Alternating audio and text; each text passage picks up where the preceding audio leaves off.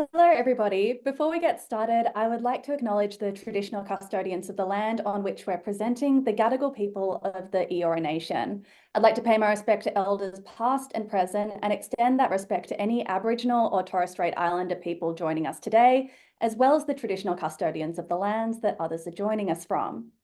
Hi, thank you so much for joining us for this session on how gender is shaping the US election. I am Elfy Scott, I'm a journalist, and I will be moderating and emceeing this panel today.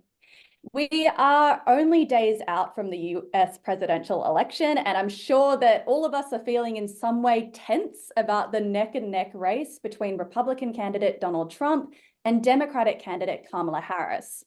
Today, we're going to be focusing on speaking about the experience of women running in elections, the gender dynamics animating the US presidential election, and more generally, what the outcome could mean for Australia. We have some truly remarkable guests joining us today, but to start off, we're going to hear from the Honourable Dr. Lisa Singh. Lisa is a former Australian senator and was the first woman of South Asian heritage to be elected to the Australian Parliament. She is currently the CEO of the Australia-India Institute at the University of Melbourne and has previously served as Deputy Chair on the Australian Government's Australia-India Council. Dr. Singh, hi. Good morning, good afternoon, I should say, Elfy. Thank you so much for joining us. So Kamala Harris was the first South Asian American to be elected to the US Senate in 2016. And if she wins the election, she would be the first woman and person of South Asian heritage to serve as the President of the United States. Unfortunately, we know that you're not able to stay on for the entire session today, but we would be keen to hear some reflections on what you're seeing with the US election right now, and maybe some reflections on your own experiences running for Parliament as a South Asian woman.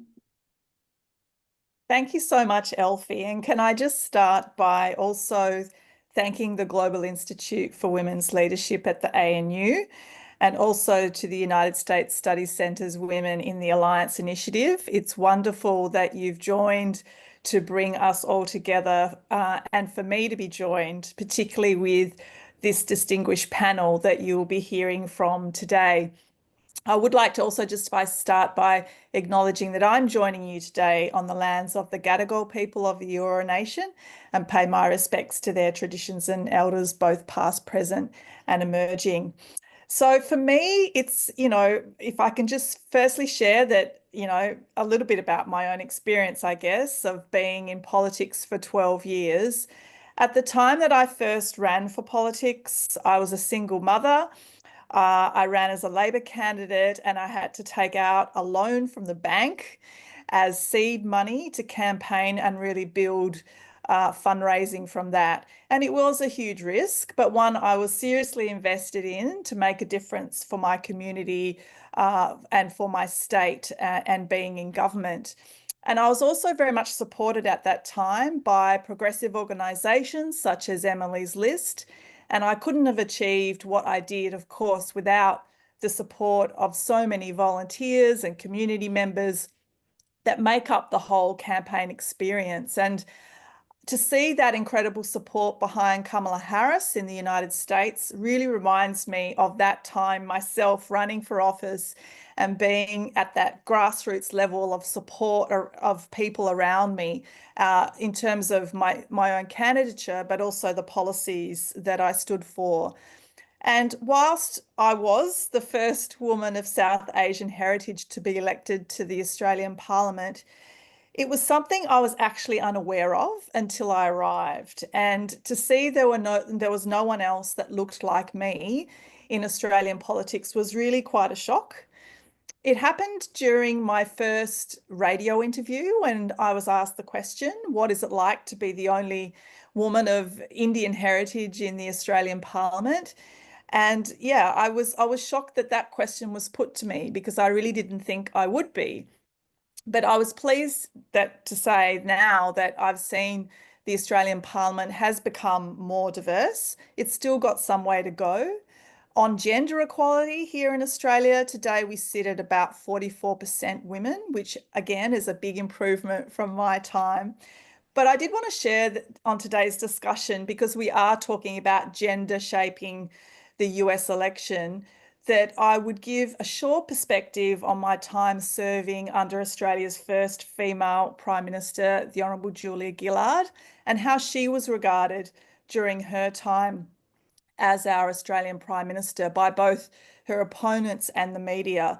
And I'm sure that Bruce, I know, will have a lot more to say on this, but I think it really, for me, it was a really obvious turning point in Australian politics when Julia Gillard was Prime Minister, where the weaponisation of gender really became apparent, especially on gender-based issues. And I think that disproportionate focus on appearance, on family structures, on a woman's ability to lead often formed part of Julia Gillard's daily challenges in public office. She noted herself that gender insults really became the go-to political weapon when discussions on quite dividing issues turned turbulent.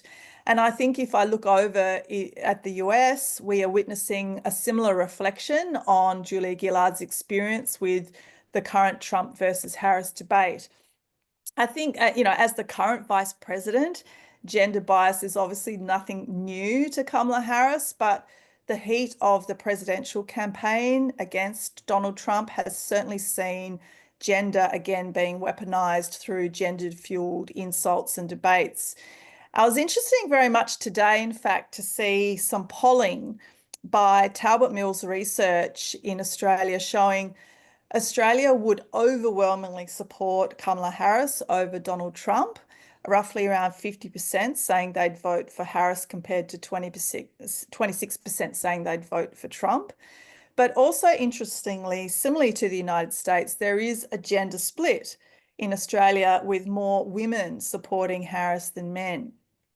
I know in the United States, most are predicting that this will probably be the highest gender divide in history. And I think that is really quite concerning, that political parties are appealing more to one demographic when they should be about bringing people together. I think we've also seen gender become very much a defining issue here in Australia too, though. Last weekend, we just had our state election in Queensland, and that had abortion access as a central issue, shifting votes on gender lines in the last few weeks of the campaign. So I think with that reflection, we can closely look at our own upcoming federal election that will be held sometime in early next year, in Australia, and sort of how big a role gender defining issues will play in mobilising certain demographics here.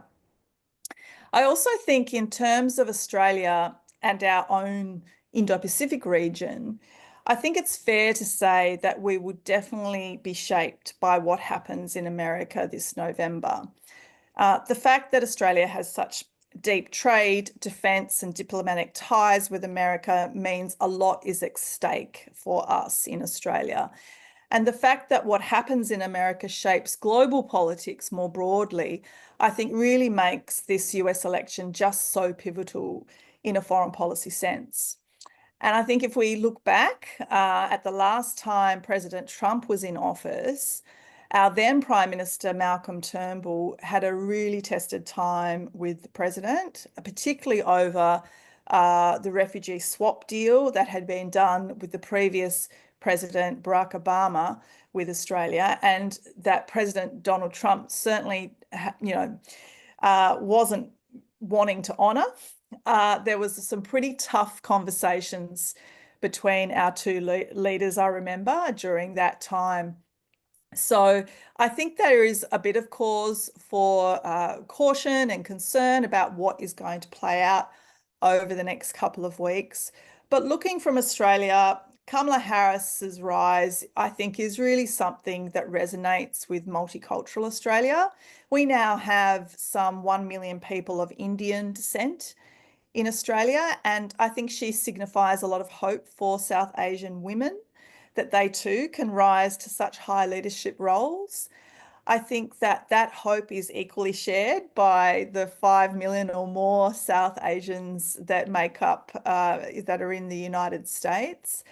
But I think ultimately this is all about hope, hope for a more inclusive future with less division and a new way forward, as the Harris-Waltz campaign have called it. So I guess personally, I am hoping that this is what we see after the 4th of November for the United States, and that we can learn a lot from this experience in the United States in terms of what is going to play out over the next number of months here in Australia in the lead up to our own federal election here. So thanks very much, Elfy. Thank you so much for that contribution, Lisa. That was absolutely brilliant. And if you have time to stick around for the panel, please, we would love to hear some more from you, but we understand as well if you have to jump off for some other appointments. Thank you again. We'll now jump into the panel, and again, we have some truly remarkable people speaking with us today. So I really want to emphasize that the introductions will be about 5% of their actual resumes. And to learn more about each panelist, I would highly recommend jumping onto the United States Studies Center website, where you can read more about their bios in the panel description. So, firstly, I would love to introduce you to Barbara Comstock, a non-resident senior fellow at the United States Studies Center. She was first elected to Congress in 2014 and served 2 terms representing Virginia's 10th Congressional District. Hi, Barbara, how are you going? Great. It's great to be with you. And I so enjoyed visiting with the center back in, I guess it was in August and early September when I was there earlier this year. And so great to join you again tonight. It was right after the conventions, and so the season of joy then, and now we're right down to the season of anxiety now, right before the convention. I mean, before the election. No. Season of anxiety is a great description. We also have Bruce Wolpe, who is a non-resident senior fellow at the United States Studies Center and a regular contributor on US politics across media platforms in Australia. He's also the author of Trump's Australia, examining the impact of Donald Trump's possible return to the presidency on Australia. So welcome, Bruce. Thank you so much, Elfy. Barbara, it's really an honor to be with you again. Michelle, to see you again. And Lisa, of course, it was serving. I was on the staff when she was in the parliament, and those were good days. And we also have the wonderful Professor Michelle Ryan, a professor of social and organizational psychology and the director of the Global Institute for Women's Leadership. With Alex Haslam, she defined the phenomenon of the glass cliff, which we will be absolutely exploring today. So welcome, Michelle. Wonderful. Thank you so much, Elfy. It's wonderful to be here and to be part of this amazing panel.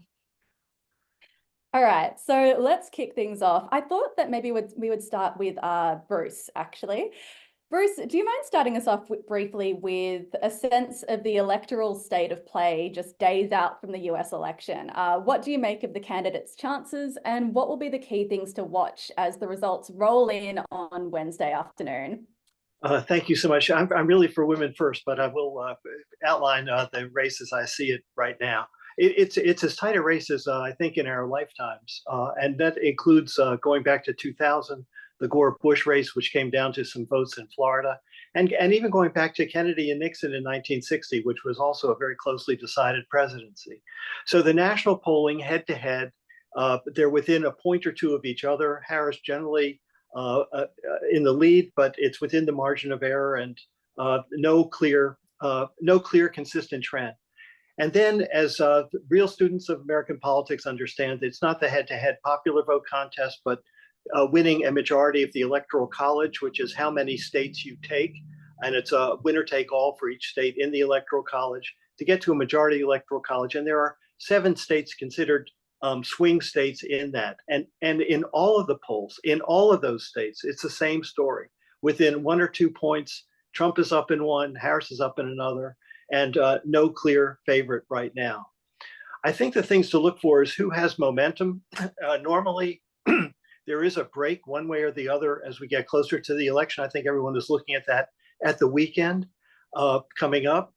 I think what's really interesting is what the polls are not telling us.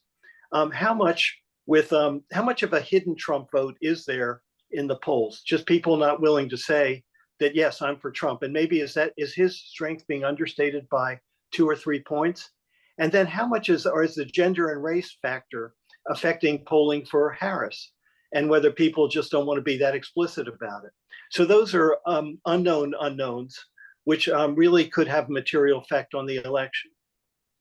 Given that the election is decided on the Electoral College, I think it's really important to look at a couple of states in particular.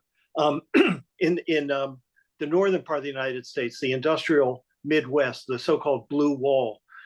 If Harris can win Pennsylvania, Michigan, and Wisconsin, she is highly likely to win the election. Those were the states that Hillary Clinton lost in 2016. Biden recovered them in 2020, and they could be the margin of difference. If Trump can take any of those states, and if Trump can win North Carolina and Georgia in the South, well, then he would be in a very strong position as well. So I think it's, I asked Barbara earlier, what's the mood? She says, it's really tense. Well, this is really tense, and it's going to stay this way for the balance of the campaign, barring some huge unexpected surprise. I mean, you mentioned there that Barbara spoke about the mood on the ground. As we can see, Barbara is joining us from another time zone entirely. And I would love for you to elaborate on those points and tell us about what the atmosphere is like. Yes, well, I have endorsed, I'm a Republican, but I have endorsed Kamala Harris for president because, you know, this great coalition that she has built since she was, you know, thrown into the deep end of the pool in the middle of July has encompassed, you know, everyone from Liz Cheney to AOC. So it really has been, you know, pretty an amazing feat for her to pull all this together. And so she has been, you know, it has been a grind. They have been out there on the ground, and from the events that I have been to, I've been both in Pennsylvania and in my home state, I mean, home Commonwealth of Virginia, as well as North Carolina. So I've seen the campaign on the ground level there, but then I've also talked with my former colleagues in Georgia and in Arizona, and people who are traveling more extensively. And they're really seeing a professional operation, and really, you know, a lot of field offices, a lot of, you know, very active operations. When we had an event, a Republicans for Harris event up in Pennsylvania in Bucks County, which is one of those, you know, key swing counties. And I felt like I was going into like a Bush or Romney really professional event, not the kind of, you know, really suboptimal kind of thing you see with the Trump folks. And you had, you know, some really sharp young people who were working it, really excited. You know, I said to them, I hope you're not planning on sleeping the next few weeks. They said, oh, no, we haven't slept in days and don't plan on doing it.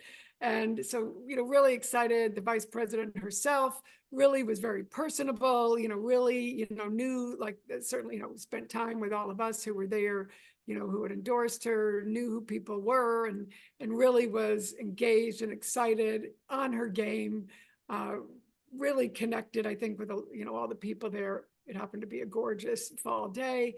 And that was the day she had the interview with Bret Baier, where, you know, I thought he was pretty obnoxious, but she, you know, gave as good as she got. And, you know, she's just doing everything, being everywhere. This week, Friday night, she was down in Houston, having that great event with Beyonce, 30,000 people in a big, you know, the big stadium in Houston. I happen to have a sister-in-law who's a city council member down there.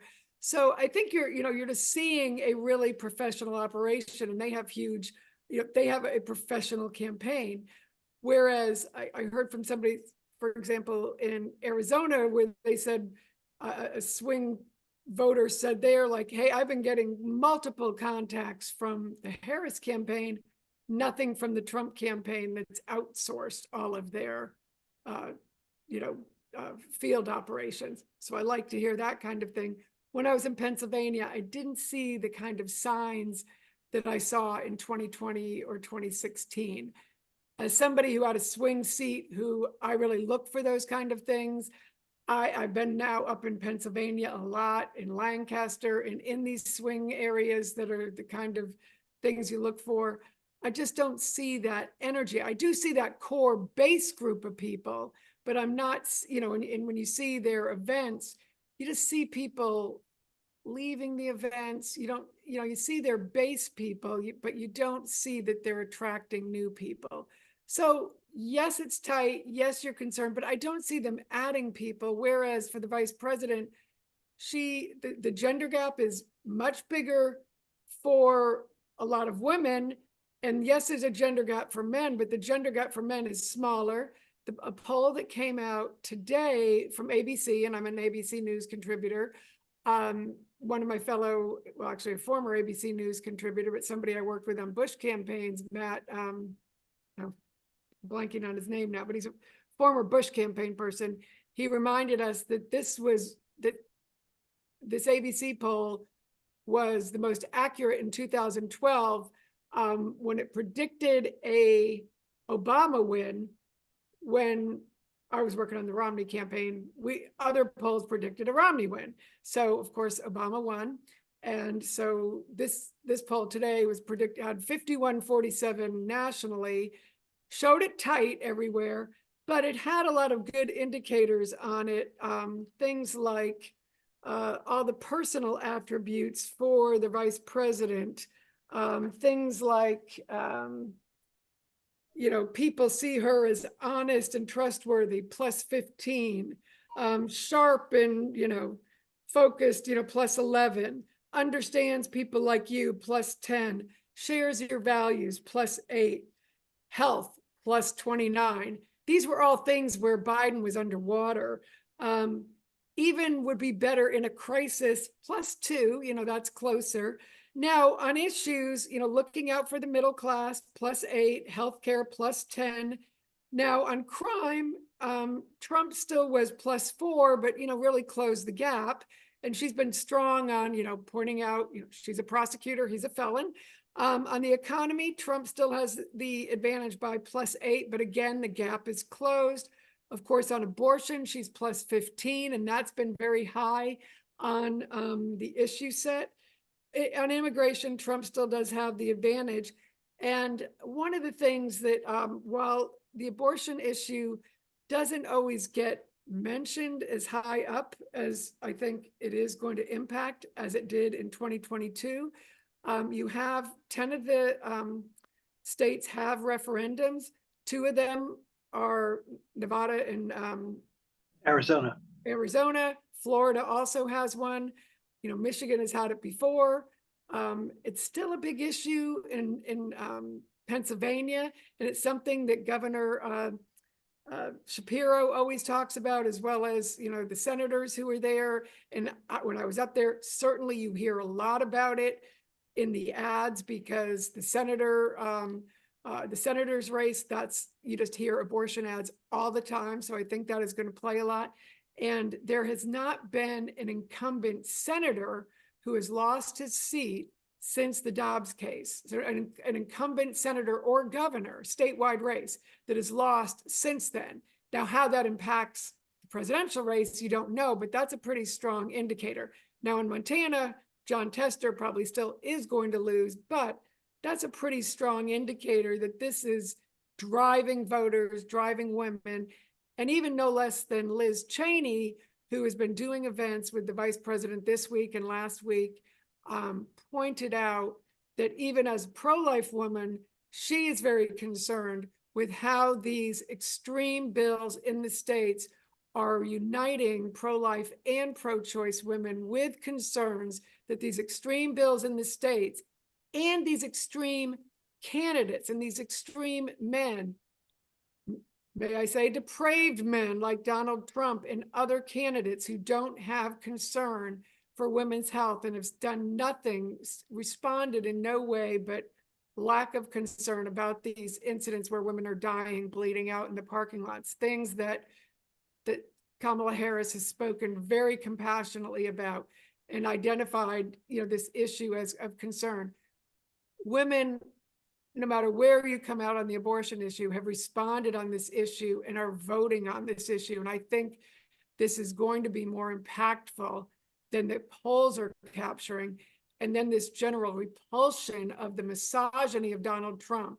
The man, and this is a big part of why I have endorsed Kamala Harris, is this unending misogyny, which just today in the rally today, it's every day. It's every day. It just comes out in some way, whether he's continuing to attack. Someone said, why aren't you campaigning with Nikki Haley? She endorsed you. He starts railing on her. I mean, of course, he called her a bird brain, but every day he attacks Kamala Harris, low IQ, stupid, always is attacking women as dumb. And every time a woman hears that, it makes your skin crawl. It makes you angry. And somebody the other day just said to me, you know, we can talk about how we all deal with this when we're running, but somebody said to me, oh, you know, she didn't answer this right or something. And Michelle Obama captured this perfectly last night in her speech. And it's like, I am so sick of the double standard and how we, you know, have to, you know, she has to do everything perfectly. You know, the whole, you know, we have to do everything backwards and in heels. And, you know, she is so head and shoulders above Donald Trump. She squashed him in the debate. Every day she goes out and talks policy, has put forward great ideas, things like covering home health care in Medicare. And she talks so compassionately about how she took care of her mother and how this is an issue for so many women in the sandwich generation, how it impacts our earning capacity over our lifetime. And what did Donald Trump talk about today in his rally? Oh, hey, maybe we should have some help for home health care. Oh, gee, now he's going to steal this idea, talk about this idea that Kamala Harris has been talking about for months, while the press is saying she's not talking about policy enough. Even the female press is talking about this. Makes you want to scream. So when someone says, oh, she isn't doing this or that, give a pass to Donald Trump, who I have to say, having been in the room with him, one of the dumbest men I have ever been in a room with. And I have been in the room with dumb people from the Freedom Caucus, some of the dumbest people I have ever met in my life. And he is among, if not the dumbest, dumb. And so, you know, and even when Joe Rogan, I mean, they're going after this bro vote and tonight the bro vote came in there and made such horrible racist and sexist comments. You had a number of Republicans who never apologize or try and walk back anything were in there saying, oh, this was terrible, because they're up for election. And this is how bad they were tonight. So their closing argument of doing this bro thing that is so sexist and awful and disgusting that they had to go out there and apologize for it and say it doesn't speak for them. Well, it does speak for MAGA. This is MAGA. It's ugly, it's sexist and racist. And this is why you've had over 200 Bush, Cheney, McCain, Romney staffers say, we're out, we're not going back. You've had White House counsels like Bush White House counsels and Reagan White House counsels come out. You've had dozens of former Republican members, House, Senate, governors come out. Nothing. And while you had John Kelly this week point out he's a fascist and he's, you know, talked admiringly about Hitler. And then, you know, he gets attacked, a Gold Star, you know, family who lost his son in war. Well, we've had enough up to here. And that is why I do think there is a silent Kamala Harris vote that will come out and crawl over broken glass with our husbands in tow, because they don't want to hear us anymore having to, you know, deal with this kind of sexism in our life, because we aren't going back. And it has been a regression. I mean, it is work. I mean, when I worked 30 years ago on the Hill, it was nothing like this. And what he has given the permission structure to is like nothing we've seen before. And if he is back in there, it will be, I mean, it will just finally destroy the Republican Party, because it will go downhill very quickly. But to have him in there will be the most depressing thing for women, because women have already resigned and left, and there weren't many there tonight, even from Congress, there to speak for him, because it's such a humiliating thing to be part of that kind of horrendous nightmare, 1850s. Well, I mean, women weren't even that downtrodden in the 1850s in this country. I mean, it's just a horror fest. So, Okay. Wow. there we are. Thank you so But much it's still for close. also People say, why is it still close? Well, I think it's still close because of the permission structure that he's unleashed. But what the hundreds and hundreds of Republicans who've joined up with Kamala Harris are trying to do is tell those women who are afraid to speak up, but have the opportunity now to go in and use their vote, even if they're afraid to speak out, you can still quietly use your vote. We're trying to give them a permission structure. And we do hear from people, even if they're just emailing us or giving us a wink and a nod at the polls, we're trying to create that permission structure on another side to say, it's okay, you can do this. Flush this garbage. I mean, when Donald Trump's talking about our country as garbage, no, we're Republicans who used to talk about it, shining city on a hill, not a garbage dump.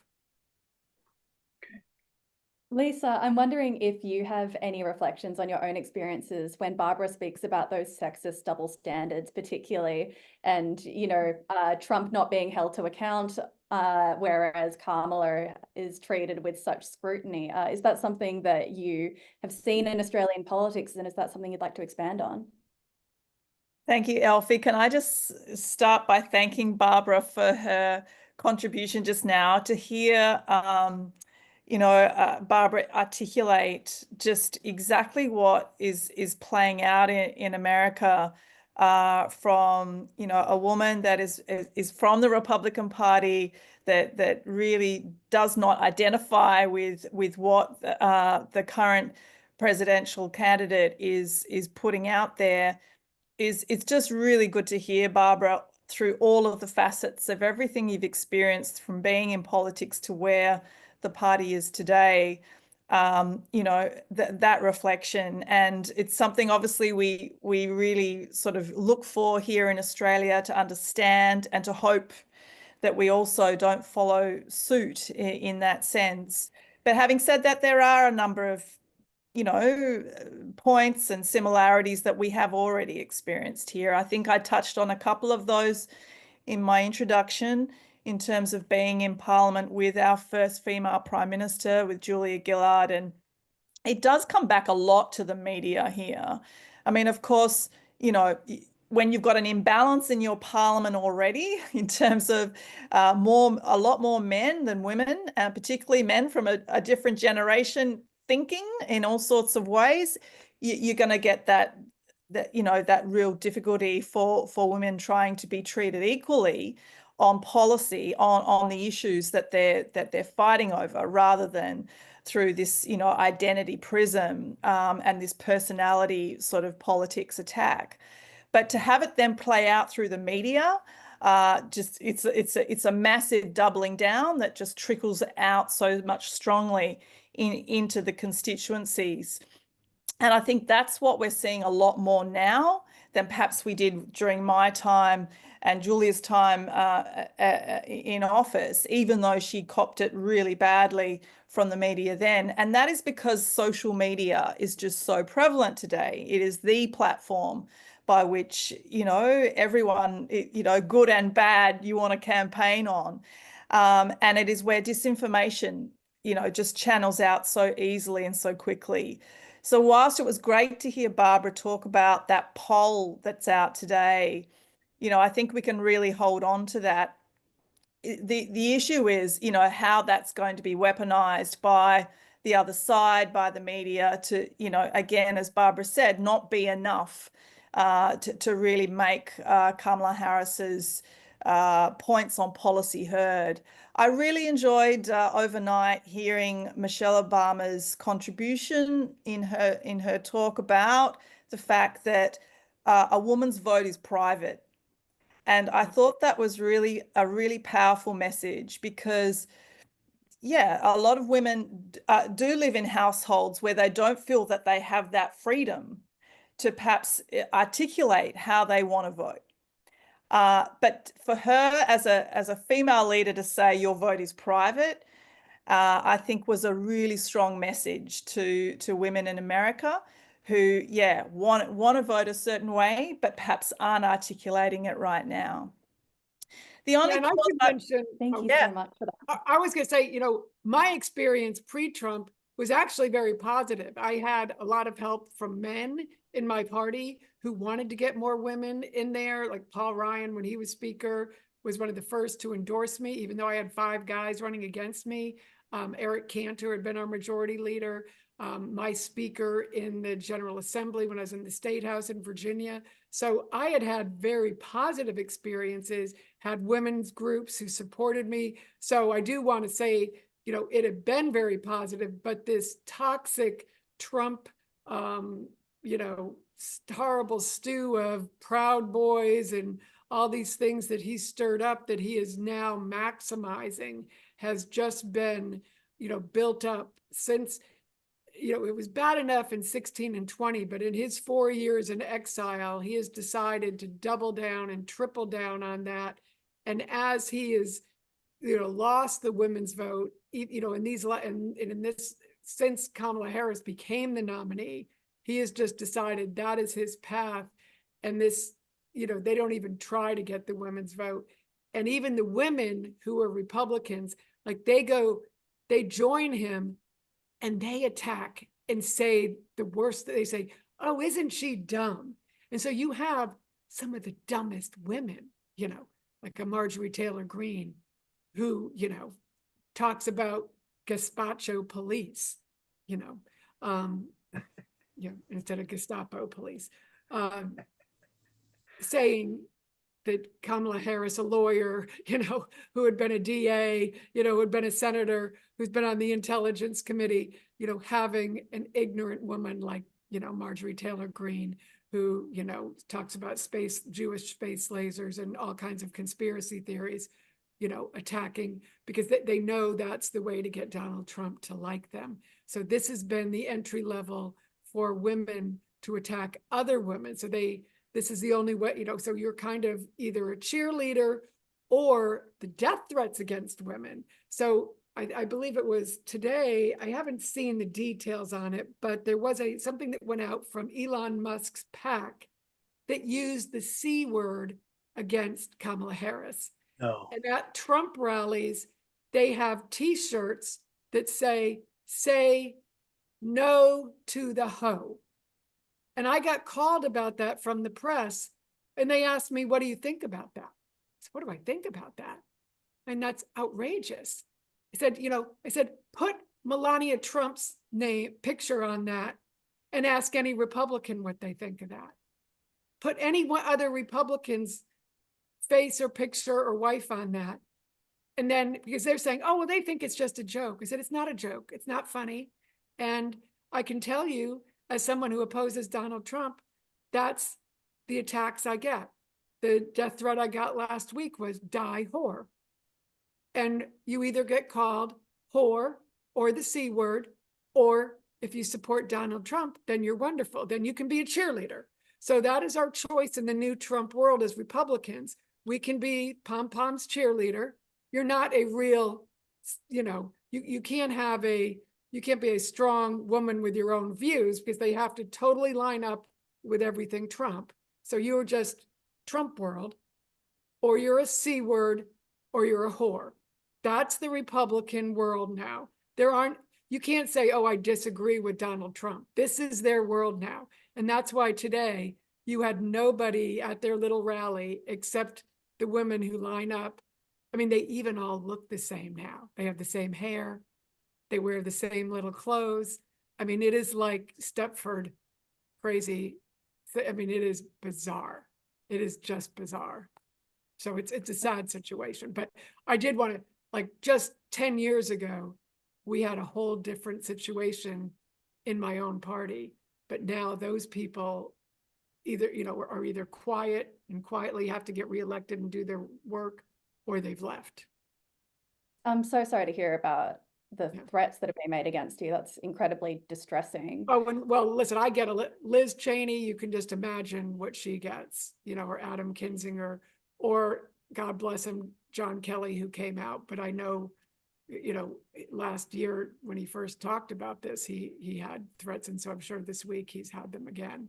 And Donald Trump knows that when he calls people out by name, when he sends his attack dogs out to attack people by name or attack, I mean, election workers. Already this week, there have been arrests for people attacking election workers and early voting. And there was an election worker, I mean, there's somebody who, it was online, you know, you can't wear clothes that have, you can't walk in with a MAGA hat or any kind of electioneering clothes on to the, you know, that's been for years. You can't go in with a big Barbara Comstock for Congress shirt. You either put something over your coat or they'll tell you, well, go turn it inside out. Go in the bathroom, turn your t-shirt inside out. Then you can go back out and you know, stand out there and put it back on once you vote. But you can't go in there to vote with all your election stuff on. Well, this woman went in with her Trump gear all on, and they said, you can't vote like that.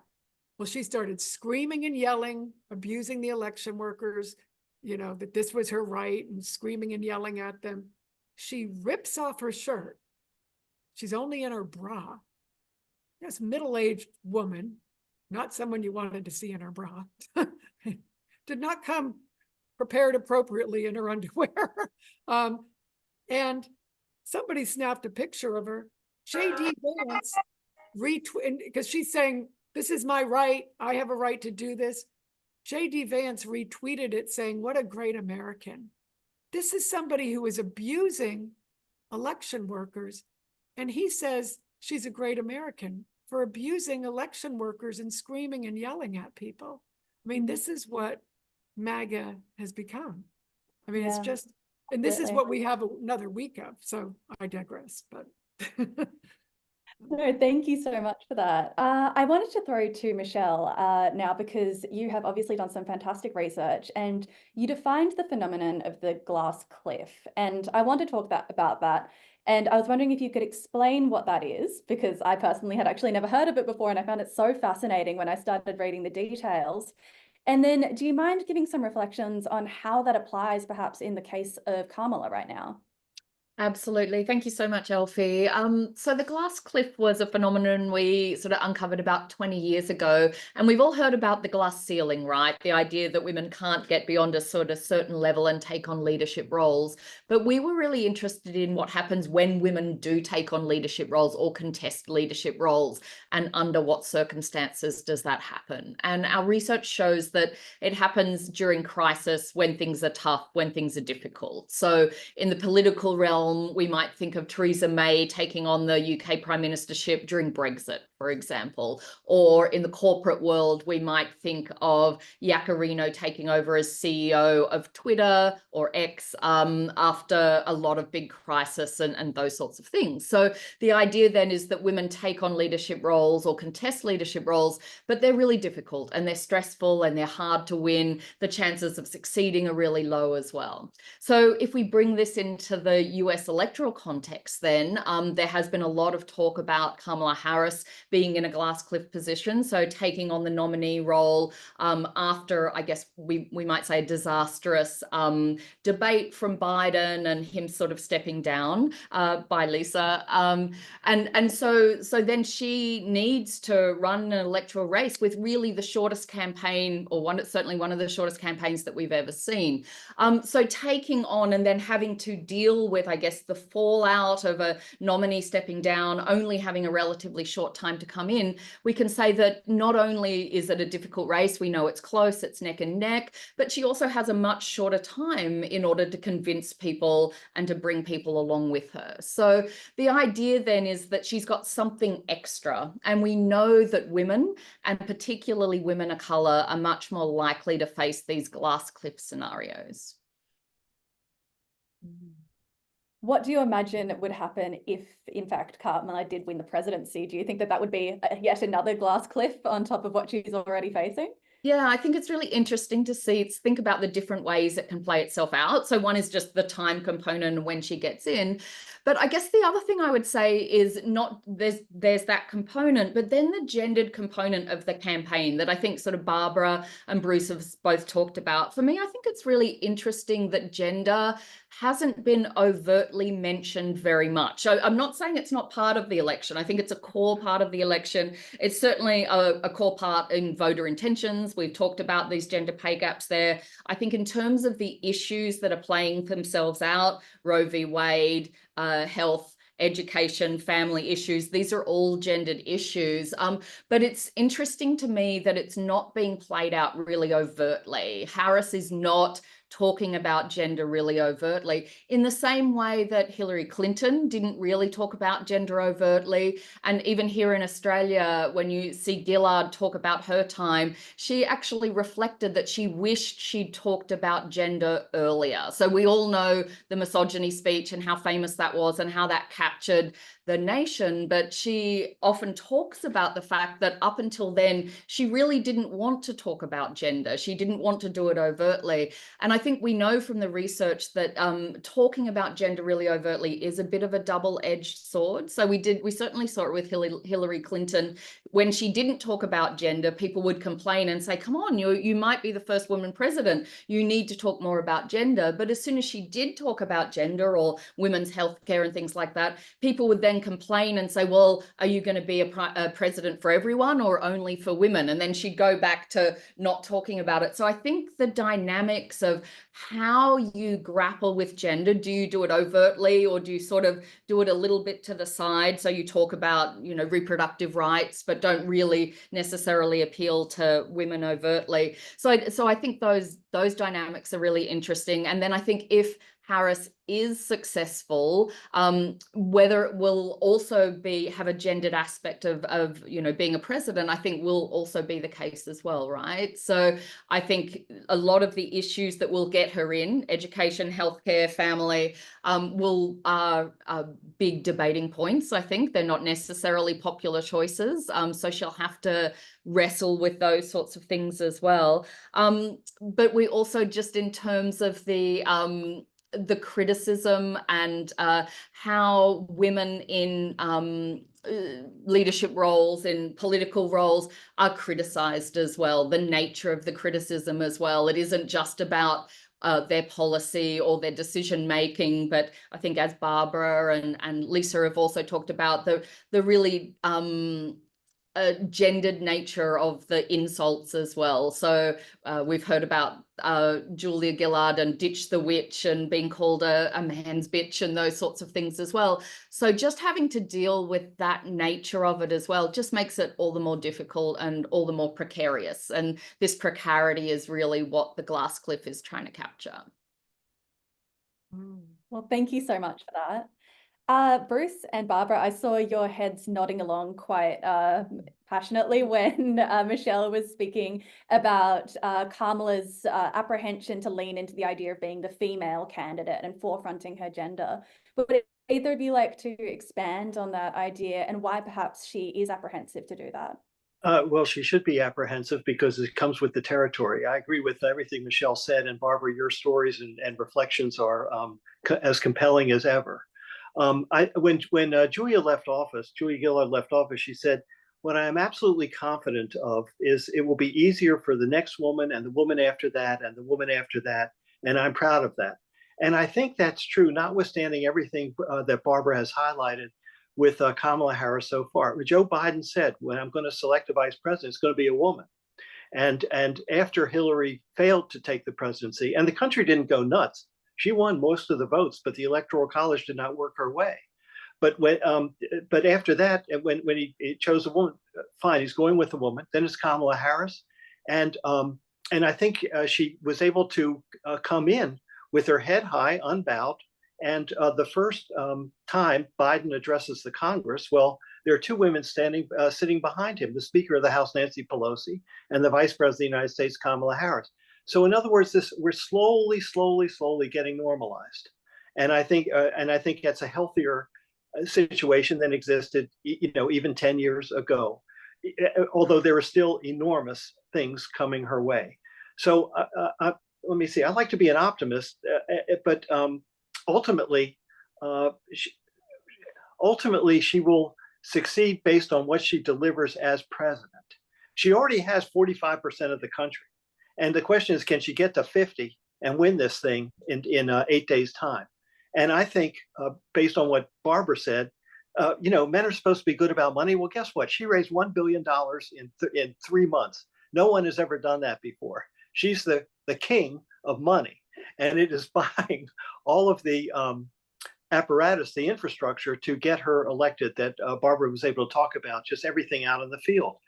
I think there's a fair chance of a surprise on the upside here. Because it's like an ice. I liken Trump to the Titanic. Everything he does is Titanic. She's the iceberg. And you don't see what's below the surface with the iceberg.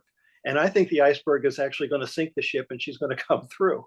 So there's a lot here that is positive, but the challenges are enormous. And as a Black Asian woman, she is catching hell.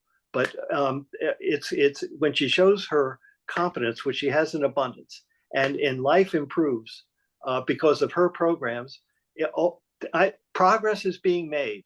And I think we should recognize that.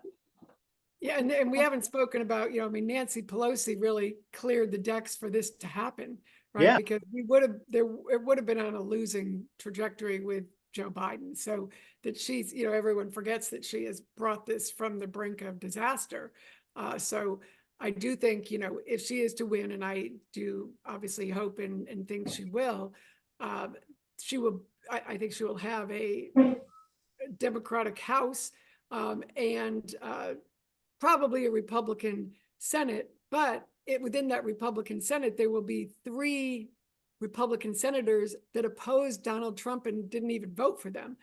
Susan Collins, Lisa Murkowski, and Todd Young of Indiana, pretty conservative Republican, but opposed. So, and she has said she's going to appoint a Republican senator, and has really set this tone with all these Republicans who are supporting her to set out a Republican, bipartisan governance, doing things like, hey, I'll pass that Langford border bill. So I think she has a good opportunity to kind of calm the waters, have some successful governance that kind of set her up for some success she'll have to govern from the middle. And I think because people will want this success, and you'll know that you got to do, with the Senate being Republican, you're going to have to do it with some bipartisan support, and they'll be excited about having another first with an African-American new speaker in the House. So that will also have a narrow majority. So I think there's some good opportunities here for her to do what she knows how to do, which is bring people together. And she has some good agenda items. The child tax credit, that already passed. The Ukraine support, she has been tough on that. She's been talking Reagan-esque. That's why she has all these national security conservatives that support her. So there's a lot of tough things that people like, where Trump has been soft, she's been strong. There's opportunity here. I know I sound a little bit too Pollyanna-ish, but I think this is why, as she's closing the deal, I think she's, closing it in these attributes that were very positive, and with this ugliness tonight that you hope people will see and say, oh, I don't want that for my families, for my children. And the economy is turning around. So you really have some good prospects of, let's have some calm things. And she has that opportunity. And if we do get a woman president, and a first like that, first woman, first African-American woman, first Indian-American woman, we need to have her succeed. And I think there's going to be a coalition of people who really want, this was when I had that rally that I went to, it was the first time I met her. And I just took that opportunity to say, I not only want to defeat Trump and all this ugliness, I want you to succeed. We're going to be here for you to succeed, because all these things we need to get done, NATO, Ukraine, have these things succeed, calm the country down. These are things that are American values that we all want to have go well. Yeah. So I think there's some good opportunities here.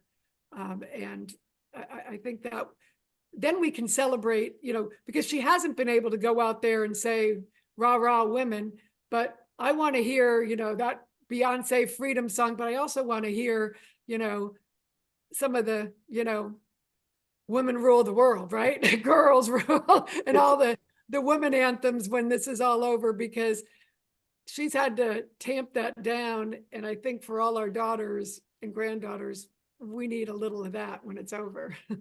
I'd like to ask Michelle a question. From everything you've seen, from your vantage, working with Julia Gillard, but just looking at the universe of women in politics and public life, do you think Kamala Harris has been assertive enough? Would you want to see more? Has she handled herself well? Are we advancing? I'd really interested in your views on that.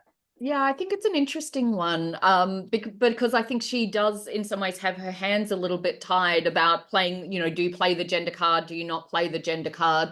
Because women are often questioned, can they be good leaders for everyone? Maybe they're good leaders for women, but will they leave the men behind? Whereas men are never questioned about their ability to lead whole countries or lead whole groups or represent everyone as well. So I can see her reluctance in doing that.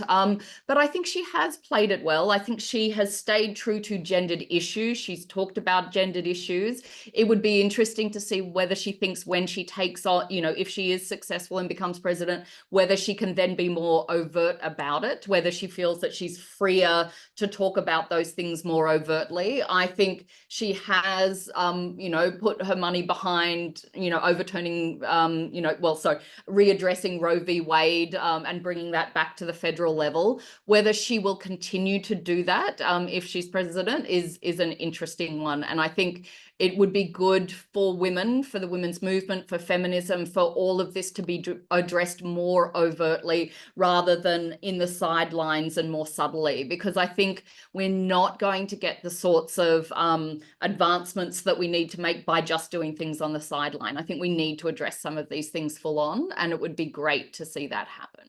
But I can also understand why she might be reluctant to play the gender card right now, because because gender is, I guess, the lines on which these sorts of things come out. But, as you were saying with Michelle Obama talking about, women's votes being private votes, I think there's been whole campaigns in women's toilets about saying your husband doesn't need to know your votes. I think it's interesting, and it really shows the importance of gender when it comes to, ballot in the coming weeks. Yeah, absolutely. But I right, think as to the cliff, I think there's no question if she were not to win, it is going to be a big part of it. It's going to be no question that is this sexist and racist assault and permission structure that Trump has just gone all out on, because you can't look at some of the, the improvement on the economy, the dynamic that's out there, the support that she has gotten. I think, and that's going to really be an assessment that we're going to have to go through. But I think ultimately, if that were to happen, I think there'll be a pretty quick blowback on the Republican Party, because the cycles that we have coming next, both in the Senate, where the seats will come up next, and since whatever happens in the House, it'll still be narrow. I think it would be very short-lived, and they would live to regret because it's never turned out well. Everything Trump has, done has ended up imploding things pretty quickly. So even if he were able to somehow eke that out, it wouldn't be pretty. We have just 1 minute before the end of our session, and just before we finish, I thought maybe it could be valuable / interesting to get just a couple of words from each of our panelists, just on their predictions for the result and what is going to be happening in the next few days. So Bruce, let's start with you. I can't predict because it's too close. If she wins, it's because she's made this election a referendum on Trump, and the country does not want to return to him. If he wins, it's actually going to be because of the economy and inflation and immigration, and the voters, when polled, say we think he's better at handling those issues than she is. So that plus some misogyny and some racial undercurrents, that could give him the presidency. Michelle, do you have a couple of words? Yeah, I think it'll be really interesting to look at voter turnout and how much young people will turn out. So I think there's a real different balance when it comes to younger people. I think 69% of young women are for Harris as well. So I think voter turnout will be massive. But of course, popular vote versus electoral college, I think that's where the rub is, right? So if I had to guess anything, I would say Harris will take the popular vote, electoral college probably too close to call. Brilliant. And Barbara, do you have just some final notes? I think we're not going back. So I think this will be more like a 2012 election. And while it will be narrow, I think she will win the blue wall plus Georgia, and it'll be 51-49 in the Senate, and probably around 220, 221 in the House. So very small majority in the House, but that will go Democratic also. All right. Well, thank you so much again for joining us today, Michelle, Barbara, and Bruce. That has been an absolutely fascinating discussion, and I'm really glad to see so many people joining us for it. We hope that you enjoyed it too.